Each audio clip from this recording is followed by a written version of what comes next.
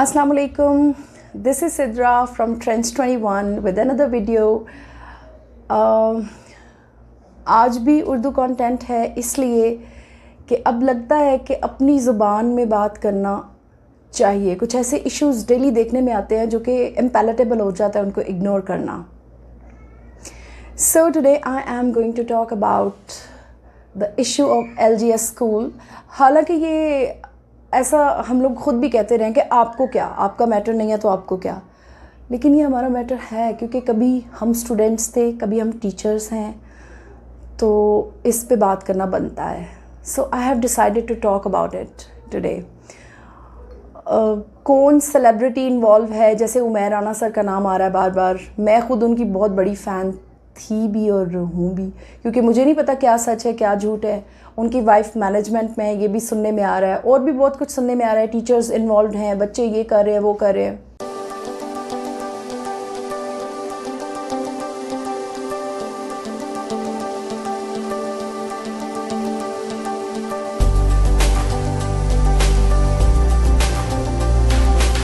मैं आज ये कहना चाहती हूँ कि हमने सुना है कि ताली हमेशा दो हाथों से बजती है।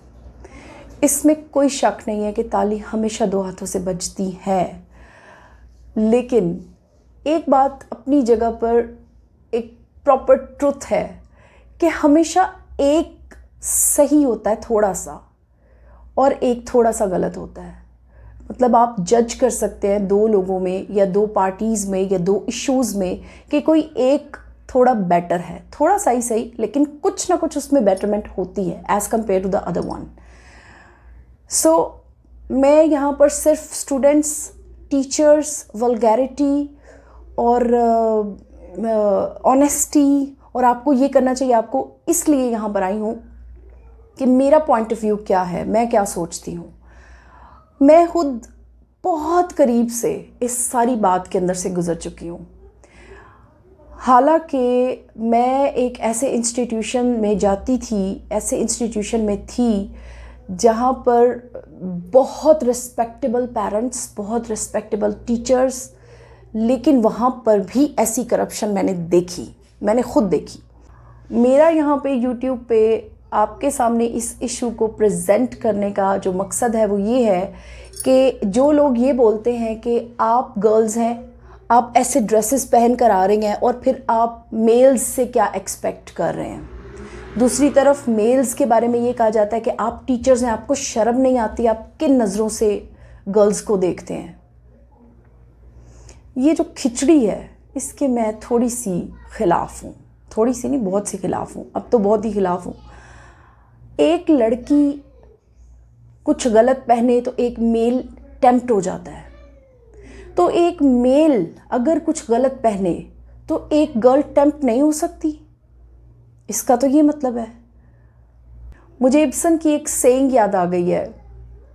वो कहता है about the women, he says they all have leaning towards sensuality but they are afraid of scandal. ये तो बहुत बड़ा इशू है, इसको लेटर ऑन इंशाल्लाह when I am going to have speeches on feminism definitely मैं इसको डिस्कस करूँगी, क्योंकि ये मेरी दुखती रग भी है।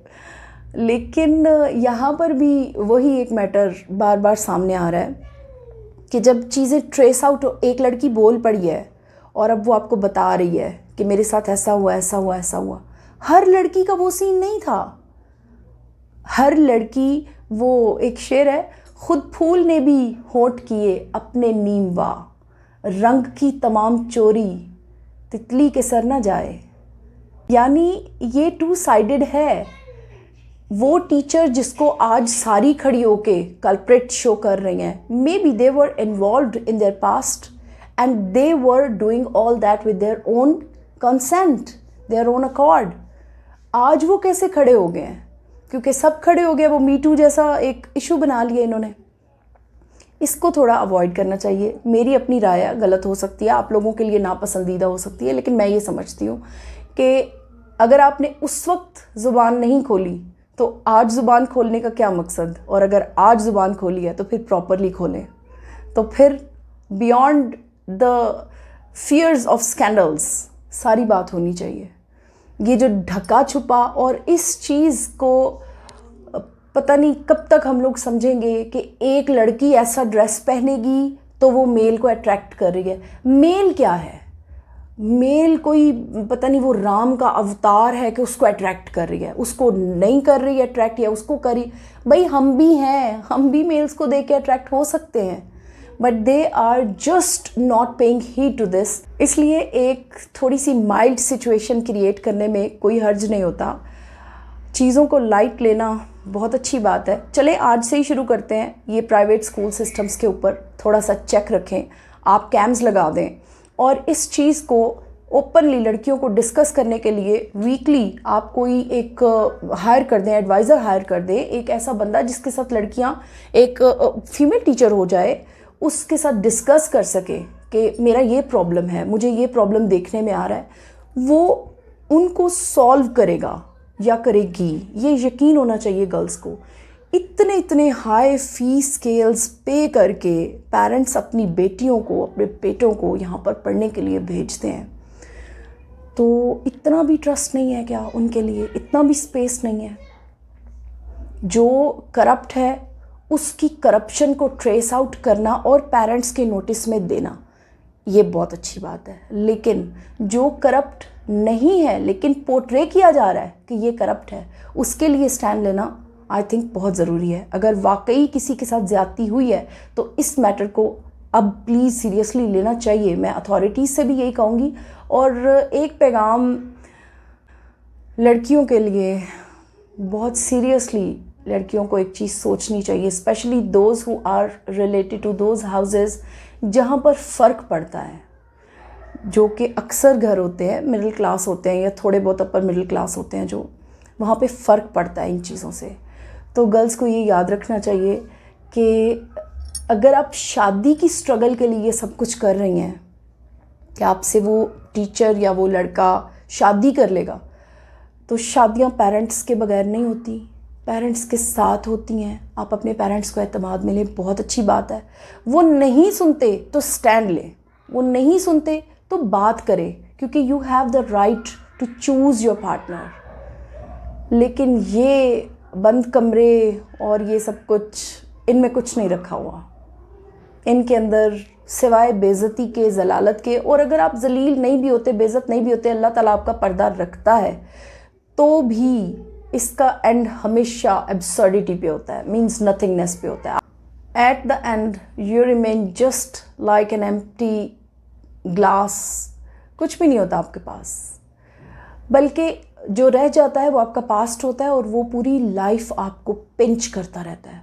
You just want to take a reverse care at that time, और आप तब ये कर नहीं सकते क्योंकि आप अपना वक्त खो चुके होते हैं, आप अपनी बात, अपनी वैल्यू, अपना वक्त, हर चीज़ खो चुके होते हैं। So please be alert. मैं स्पेशली, चूँकि मैं खुद एक फ़ीमेल हूँ, तो मैं फ़ीमेल्स को पैगाम दे रही हूँ कि थोड़ी होश करें, ये आपके लिए अच्छा है। आप अगर स्ट्रांग हो जाएंगी तो बहुत बेटर होगा। इसके ऊपर बहुत लंबी बात हो सकती है as compare to the other societies जो कि प्रोग्रेस्ड है, वो इंशाल्लाह कभी फिर करेंगे। और वो बहुत ज़रूरी है क्योंकि हम अल्टीमेटली उनको कॉपी कर रहे हैं ना, अनकॉन्शियसली कॉन्शियसली उनको कॉपी कर रहे हैं।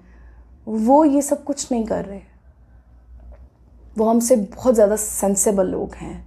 और सबसे बढ़ के उनका रिलीजन, उनका माइंड, उनके पेरेंट्स, उनकी सोसाइटी, उनके रूल्स, उनके नॉर्म्स, उनके लॉज, हर चीज़ उनको ऐसा करने के लिए परमिट कर रहे हैं। हमारे बच्चे हर वो चीज़ जो उनको कॉपी करते हुए कर रहे हैं वो छुप के कर रहे हैं, और छुप के करने से हमारे बहुत सारे नुकसानात हो जाते हैं। So please take it serious. Thank you so much. अल्लाह हाफ़िज़।